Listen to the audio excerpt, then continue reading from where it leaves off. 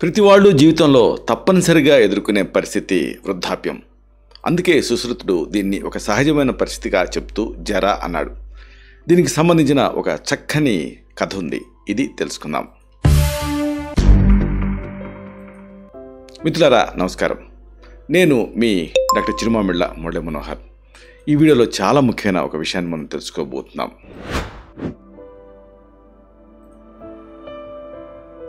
జీవితం గురించి చాలామంది భయపడుతూ ఉంటారు, కానీ దీన్ని చక్కగా వినియోగించుకోగలిగితే ఇది అద్భుతమైనటువంటి జీవితం అని చెప్పచ్చు.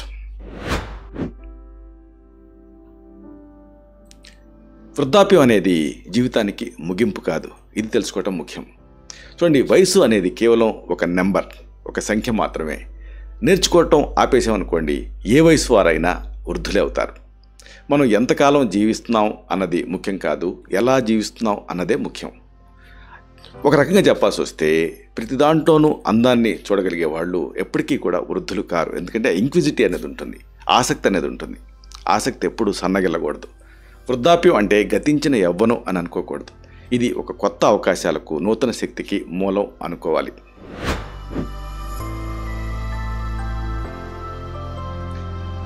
పూర్వం ఒక రాజ్యంలో ఈ వృద్ధులనే వాళ్ళు సమాజానికి భారం, వాళ్ళ వల్ల సమాజం షింక్ అయిపోతూ ఉంటుంది, సమాజానికి ఎలాంటి ఉపయోగం ఉండదు అని అనుకోవటం మొదలుపెట్టారు ప్రజలంతా కూడా.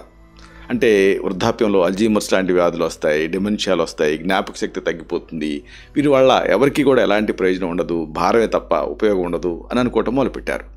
మరి ఈ ప్రజల ఆలోచనే రాజు మీద పడింది. ఈ ఆలోచనతోటి రాజు వృద్ధుల్ని చంపేయాలి అని ఆజ్ఞ జారీ చేశాడు. ఆ రాజ్యంలో ఒక యువకుడికి తన తండ్రి అంటే చాలా ప్రేమ. అందుకే ఆ రాజు ఆజ్ఞకి వ్యతిరేకంగా తండ్రిని నేలమాళిగలో దాచేశాడు. తండ్రికి అవసరమైన అన్ని సౌకర్యాలని కల్పించాడు.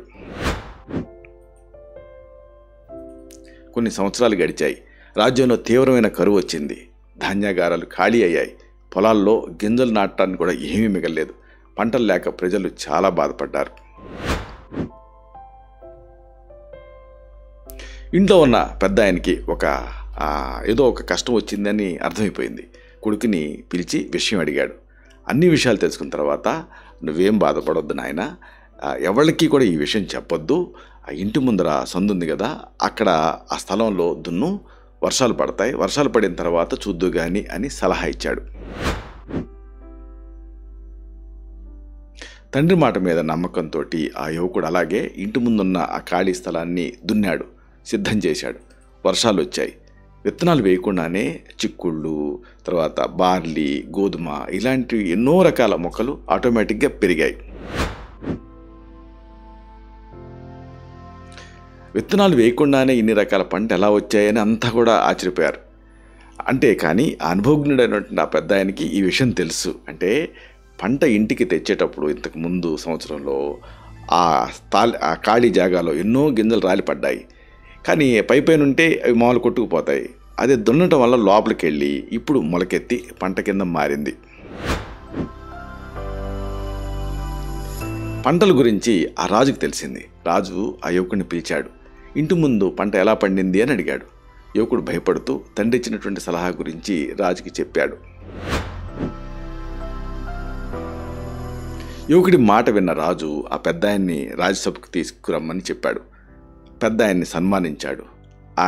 ఆయన అనుభవం, తర్వాత జ్ఞానం సమాజానికి ఎంత మేలు చేస్తాయి అనేది అర్థం చేసుకున్నాడు.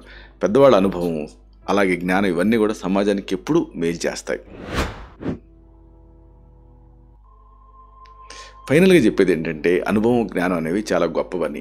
అప్పటి నుంచి ఆ రాజ్యంలో వృద్ధుల్ని గౌరవించడం, క్షేమంగా చూసుకోవటం మొదలుపెట్టారు. ఈ కథ మనకి చెప్పేటటువంటి ఆ సందేశం ఏంటంటే, అనుభవం జ్ఞానాన్ని ఇస్తుంది. ఆ జ్ఞానం సమాజానికి ఎంతగానో ఉపయోగపడుతుంది. వృద్ధులు భారం కాదు, వాళ్ళు నిజానికి మన ఆస్తి. వాళ్ళ అనుభవం, జ్ఞానం భవిష్యత్ తరాలకి వెలుగునిస్తాయి. ఇలాంటి మరిన్ని ఆసక్తికరమైన కథల్ని తిరిగి ఇదే ఛానల్లో మనం కలుసుకున్నప్పుడు తెలుసుకుందాం.